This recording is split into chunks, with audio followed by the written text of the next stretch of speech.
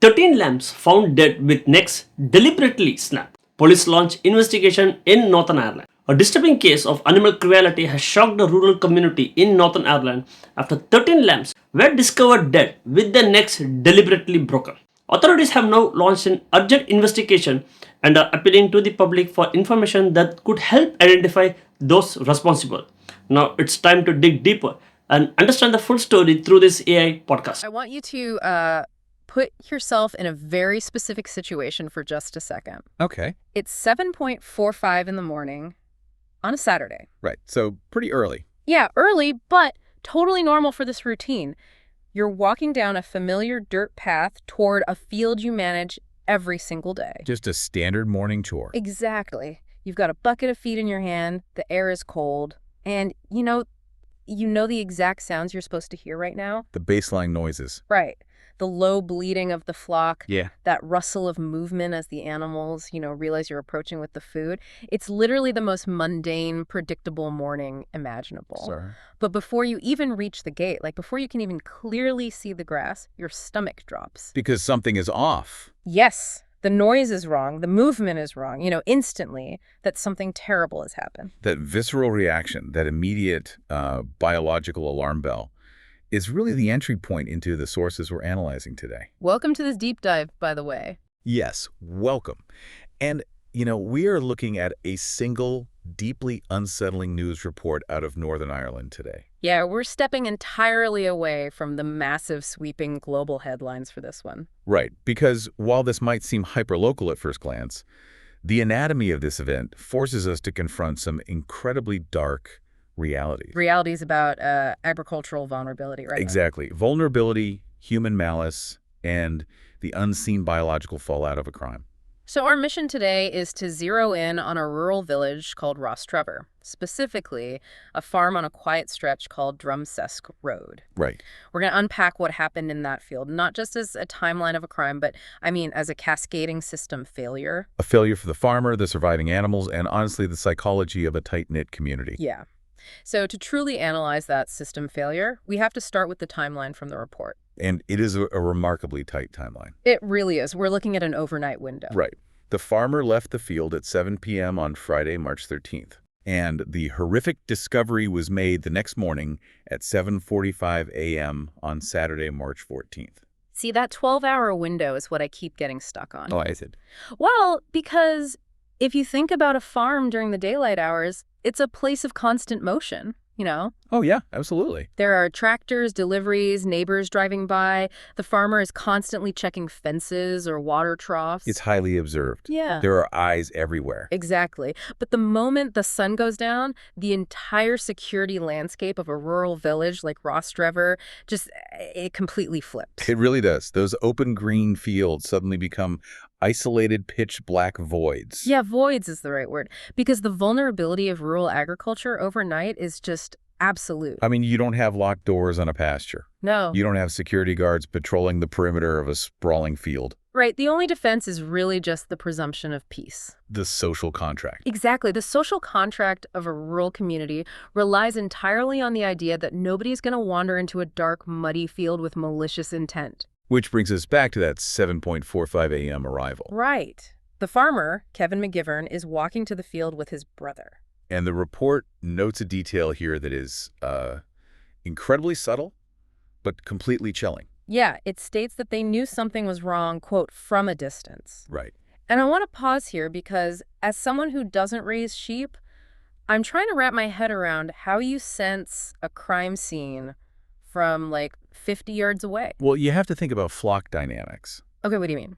Sheep are not solitary creatures that just randomly distribute themselves across a field. Right. They stick together. Exactly. They move and react as a collective organism. So a farmer who has spent years with a flock knows their baseline rhythm. Like their daily habits. Yeah. If they're hungry and expecting the farmer, they cluster at the gate. Makes sense. If they're relaxed, they're spread out grazing. Yeah.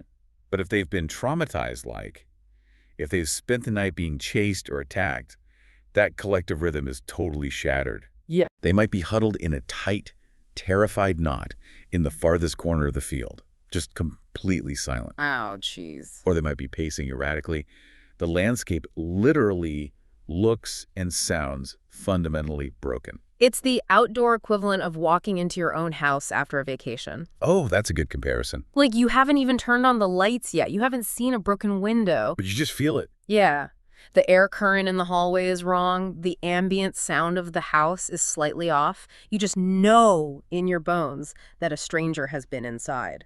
And that creeping, intuitive dread that McGivern felt was immediately validated when he closed the distance. Yeah. The report details the horrific reality waiting in the grass. 13 lambs. Yeah, Dead. just awful. But we have to look closely at the language McGivern uses to describe this. Right, because he tells the BBC, quote, at least 11 had their necks broke. The others were probably strangled. It was like a crime scene, really. End quote. And that phrasing, like a crime scene, is a critical pivot point in our understanding of this event. It changes everything. Because, if I'm being totally honest, if someone tells me 13 farm animals died overnight, my brain instantly categorizes that as a nature problem. Sure, natural predators. Yeah. I assume a pack of feral dogs got loose, or maybe a fox found its way into the lambing field, or, I don't know, some sudden sweeping sickness. It's a massive mental leap to recategorize a pasture as a human-perpetrated murder scene. It really is. But it's a mental leap that the Police Service of Northern Ireland, the PSNI, had to make very quickly. Right. They were called out to Drumsesk Road. And Inspector Reynolds issued a statement that just removed all ambiguity from the situation. What did he say? He condemned it as a, quote, shocking crime, end quote, and confirmed that the necks appeared to be, quote, deliberately broken. Deliberately. Yeah. That one word completely alters the fabric of the story. It's entirely malicious. And I am really hung up on the logistics of this. Like, how does someone physically accomplish this? It's hard to imagine. If you've ever tried to catch a dog that doesn't want to be caught, you know it was exhausting, chaotic work. Oh, absolutely. Now imagine a dark, uneven field full of livestock. Lambs are incredibly agile. They're prey animals. Their whole instinct is to evade. Right. They don't just stand there and wait to be grabbed. So the physical reality of this act is deeply unsettling to analyze. Yeah, walk me through that. To catch a single lamb in the dark requires stealth, speed, and a huge amount of physical exertion. Because the rest of the flock is panicking, right? Exactly. The flock is scrambling, creating this incredibly chaotic environment. To do that once is difficult. Yeah. To do it 13 times, systematically breaking 11 necks and strangling 2 others, it requires a chilling level of stamina. Stamina, time, and just absolute unwavering malice. Exactly. Strangling takes time. It does. And breaking a neck requires specific intentional force. This wasn't a panicked accident or some joyride gone wrong. No, this was a sustained, methodical application of lethal violence in the dark. Which is why the psychology of the surrounding community is heavily featured in the reporting. Understandably. The sources note that this brutal killing sparked profound outrage and sadness among local residents. Because it's just so out of the norm. Right. They specifically highlight that incidents of this nature are extremely rare in the area. I mean, you just don't expect the profile of a serial killer to apply to someone wandering through a livestock pasture. Yeah, you don't. When a predator like a fox or a wolf attacks a flock, the community understands it. It's nature. It's instinct. It's hunger. It is the harsh reality of the food chain. Right. But a human being deliberately snapping the necks of newborn lambs, It's sick. it introduces a level of intimate, hands-on violence that defies logic. Yeah, because a community can build better fences to keep out a hungry fox. Exactly. But you cannot build a fence to keep out an inexplicable, deeply pathological urge to destroy innocent life. So the police are actively appealing to the public. Asking for witnesses, yeah. Yes, asking anyone who saw suspicious activity or vehicles on Drumsesk Road that Friday night to come forward. But, you know, while the authorities are hunting for a suspect, the camera sort of pans back to the farmer. Because for him, it's not over. Not at all. The aftermath of this violence isn't a static crime scene. It is not a broken shop window you can just board up until the insurance adjuster arrives. Right. The immediate violence has concluded, but the biological consequences of that violence are actively, painfully unfolding. The farm is a living ecosystem. Which brings us to the unseen victims of this crime. And this is the part of the source material that I found quietly devastating. Yeah, the ewes. We have to talk about the mother sheep, the ewes. The lambs are dead and gone, but the biological systems of the mothers do not know that. Right. We're looking at the intersection of a logistical nightmare and a profound animal welfare crisis. Explain that. What's happening to the mothers? Well, A ewe's body is hormonally and physically primed to sustain her lamb. Okay. The entire purpose of her current biological state is to produce milk. Right. When you abruptly remove the lamb from the equation, the milk production does not simply turn off. Yeah, the report explicitly states that these grieving ewes are still producing milk, and this causes severe physical distress. Yes. Can you walk me through the actual mechanics of what happens to the animal if the farmer does nothing? Sure. If the milk is not drained, it continues to build up inside the udder. Okay. This causes severe, painful engorgement. The pressure physically stretches the tissue. Ouch.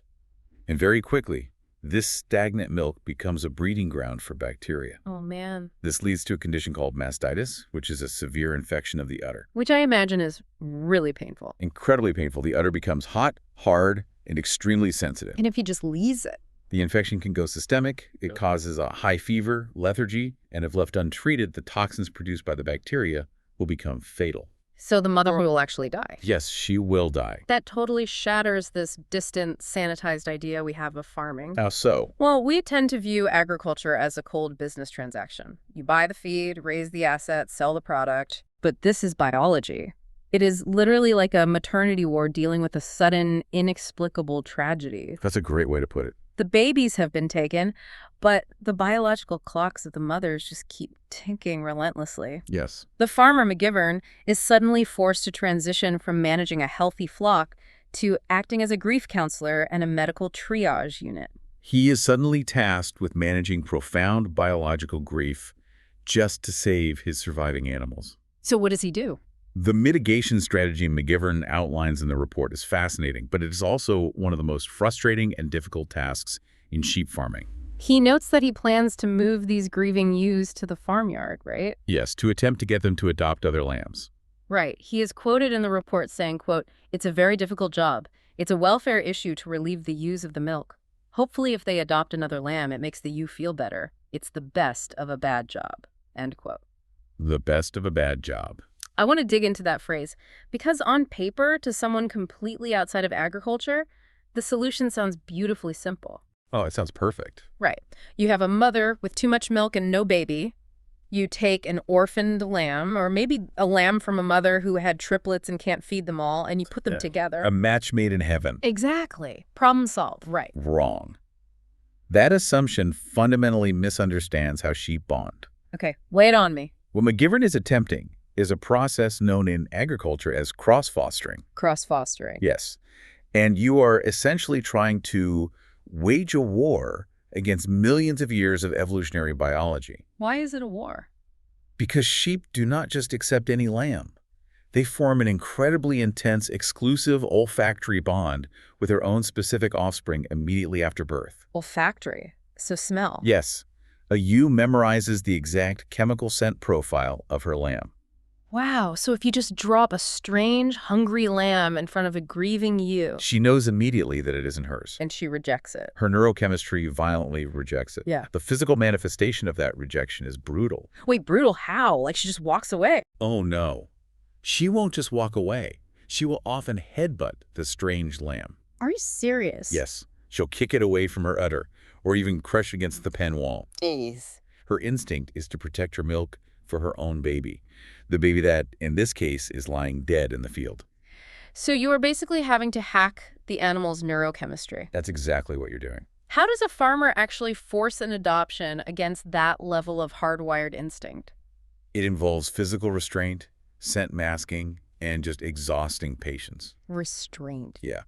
The farmer will often have to physically hold the ewe in a small pen. Sometimes they use a device called an adoption gate. What does that do? It holds her head safely, so she cannot turn around and headbutt the lamb. Oh, wow. This just allows the strange lamb to nurse without getting hurt. But she still knows it's not hers, right? Initially, yes. But the hope is that as the new lamb drinks her milk, the lamb's digestive system will start processing it. Okay. And its feces will eventually begin to smell like the ewe's own milk. Oh, I see. So it changes the lamb's scent profile from the inside out. Exactly. Furthermore, The farmer might try to physically rub the scent of the ewe onto the new lamb. It sounds incredibly tense. It really is. You are trying to solve a very real, immediate physical emergency, the dangerous buildup of milk pressure, by using trickery to manipulate a traumatized animal's psychological instincts. And the farmer has to stand there, monitoring them constantly. Just to make sure she doesn't hurt the baby. Ensuring she doesn't injure it, intervening every time she tries to kick, slowly hoping that the physical relief of being milked, combined with the shifting scent profile, will eventually allow her maternal instinct to override her initial violent rejection. How long does that take? It takes days. It requires a farmer to stay up around the clock. And McGivern is doing all of this manual, emotionally draining labor while constantly looking over his shoulder. Right, because the perpetrator hasn't been caught. He knows that whoever caused this catastrophic crisis is still out there. He isn't just trying to save his financial investment either. His quote, "Hopefully it makes the ewe feel better," is such a stark reminder of the deep empathy required to steward livestock. It really is. He's actively trying to alleviate the physical pain and the sheer confusion of his animals. The dual burden of the agricultural worker is completely exposed in this report. What do you mean by dual burden? Well, farmers are the stewards of a fragile biological ecosystem. Right. When an external force of human violence breaches that stewardship, the police can take a report, sure. But they leave. Exactly. It is the farmer who is left alone in the barn at 2 a.m, painstakingly trying to piece the shattered physical and emotional lives of the animals back together. Man, we have taken a single, tight news report today and pulled it completely apart. We really did. We started with the visual of the quiet village of Rostrevor. We looked at the critical 12-hour overnight window where the safety of a rural community dissolves into vulnerability. And we examined the terrifying intuition of the farmer. Knowing something was wrong from a distance, analyzing how the disruption of flock dynamics serves as a silent alarm. Then we confronted the dark logistics of the crime itself. Right. Moving past our natural assumption of animal predators to look at the physical stamina, the time, and the deeply unsettling malice required to systematically break the necks of 11 lambs in the dark. And finally, we explore the ongoing, silent biological crisis left in the wake of the police sirens. The unseen victims. The dangerous reality of engorgement and mastitis for the surviving ewes, and a farmer left battling evolutionary biology, trying to hack an animal's neurochemistry through cross-fostering just to do the best of a bad job. It is a profound look at the unseen emotional and logistical weight carried by the people who provide our food. Absolutely. A mundane morning chore turned into a sprawling nightmare in the blink of an eye. It really forces us to acknowledge how quickly the predictable rhythm of nature can be hijacked by human interference. It does. And as we wrap up this deep dive, I want to leave you, the listener, with a thought to mull over. We spent a lot of time analyzing the timeline and the biology today, but let's look at the psychology of the human element one last time. Okay. The sources make a point to note that incidents like this are extremely rare in this area. Rostrevor is a tight-knit rural community. The police are looking for someone who was on Drumcess Road that night. Right. When a community realizes that the perpetrator of such an intimate, hands-on, physically demanding act of brutality might be someone who knows the local roads. Someone local. Someone who knows how to navigate those fields in the dark. Maybe even someone who lives right next door. Wow. How does a quiet village ever regain its sense of safety? And how do you ever look at your neighbors the same way if the why behind this malice is never answered? That's haunting. Think about that next time you take a walk in the quiet countryside. Okay, one question for you. What could have motivated someone to deliberately kill 13 lambs by snapping their necks on a farm in Rostrevor? And what evidence are police investigating to identify the person responsible for the shocking act of animal cruelty? Don't forget to comment it. Thanks.